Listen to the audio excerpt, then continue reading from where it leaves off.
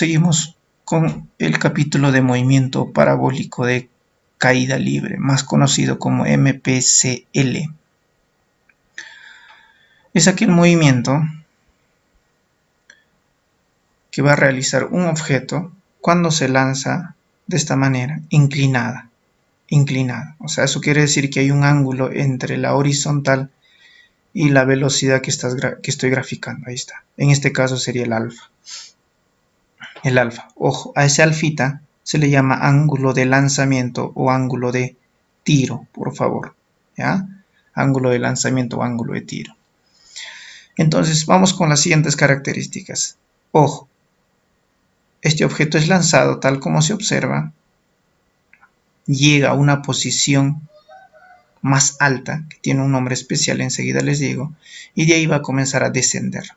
Entonces acá hay dos tipos de características, hay un movimiento acelerado y desacelerado. En este caso el ascenso sería un movimiento desacelerado y el descenso sería un movimiento acelerado. ¿Ok? Entonces vamos con calma. ¿Ya? Entonces vamos a describir lo siguiente. Primero, a este tipo de movimiento, jovencito, se le denomina compuesto. ¿Por qué se le llama compuesto? Es un movimiento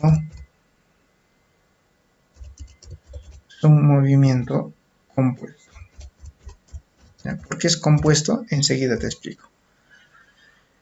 Es compuesto porque está formado, como su nombre dice, compuesto por dos tipos de movimiento. Ojo, en el eje X va a estar realizando un movimiento rectilíneo uniforme. Y en el eje Y va a estar realizando un movimiento vertical de caída libre, un movimiento vertical de caída libre. Por eso se llama compuesto. Pero profesor, ¿cómo voy a trabajar ahora con estos? Ya. Cuando usted trabaja de esta manera separadamente, como MRU y movimiento vertical de caída libre, se denomina independencia del movimiento. Entonces se cumple la independencia del movimiento. Lo voy a poner por la parte de aquí baja, la independencia del movimiento. Okay, ahí está. Se cumple el independiente. ¿Qué significa eso? Que vas a analizar independientemente un MRU y un movimiento vertical de caída libre.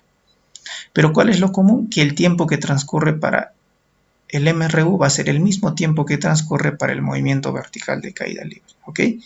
Entonces, profesor, lo que voy a hacer es hacer la descomposición, sí, correcto. A esta velocidad vamos a descomponer en una denominada rapidez horizontal o velocidad horizontal v de x y la otra es la velocidad en el eje y, v de y.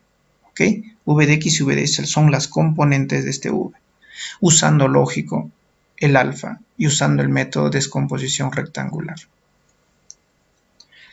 Enseguida analizaremos que hay un tiempo hasta donde va a llegar a la parte más alta, denominado altura máxima. Hace un momento te dije. Esa altura se llama altura máxima, lo más alto que llega. ¿Ya? Y a ese tiempo que estás viendo se le llama tiempo de subida. Este es el tiempo de subida. ¿Ok? Entonces, ¿qué características tienen aquí en la altura máxima? Vamos a analizar. Son las siguientes. 1, que su velocidad va a ser horizontal, así. ¿Eso qué significa? Que solamente va a tener la componente en X, no hay en Y. Entonces, si no hay en Y, jovencitos, tendrá la siguiente característica. Ahí está, yo lo voy a llevar, ahí está.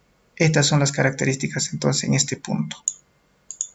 Que la velocidad en Y es igual a 0, solamente tienen X. Y en esas circunstancias, el objeto ha llegado a tener esto.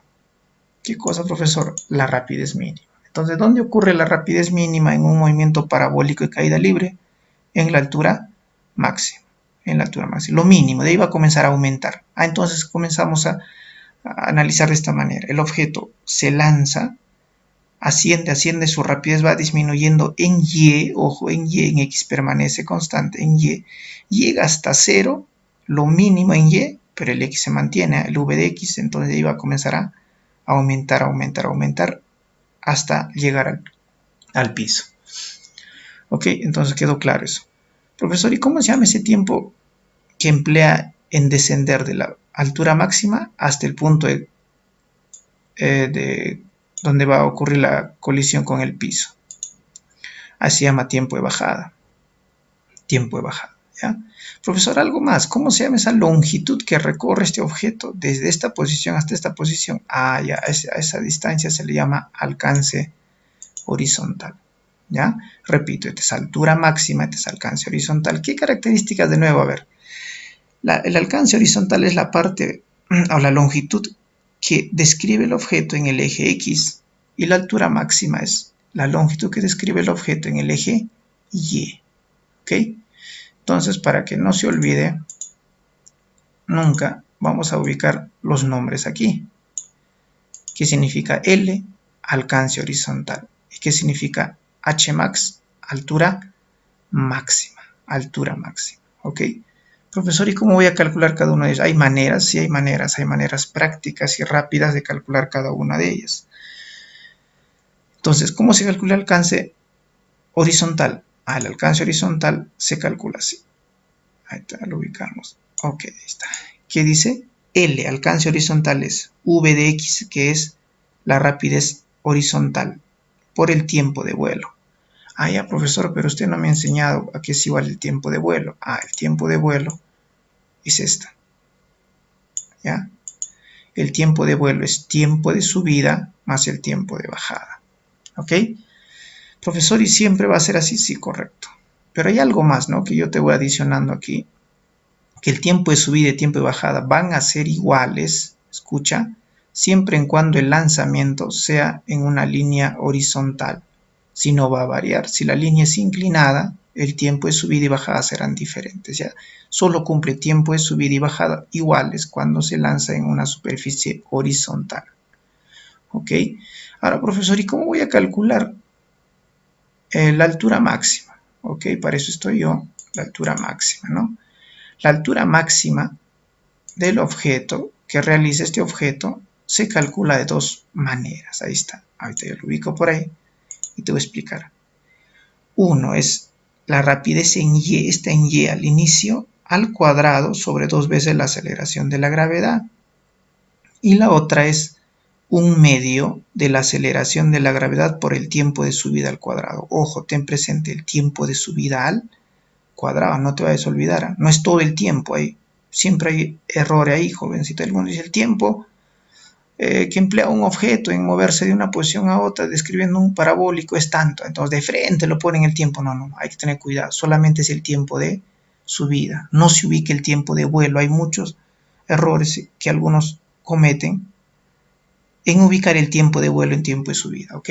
Y el G, lógico que el G es un valor que nosotros conocemos que es aproximadamente 10 que vamos a trabajar, su valor verdadero es el 9,8. Entonces, jovencitos, así hemos terminado la explicación de movimiento parabólico de caída libre. Entonces nos estaremos viendo en el siguiente video.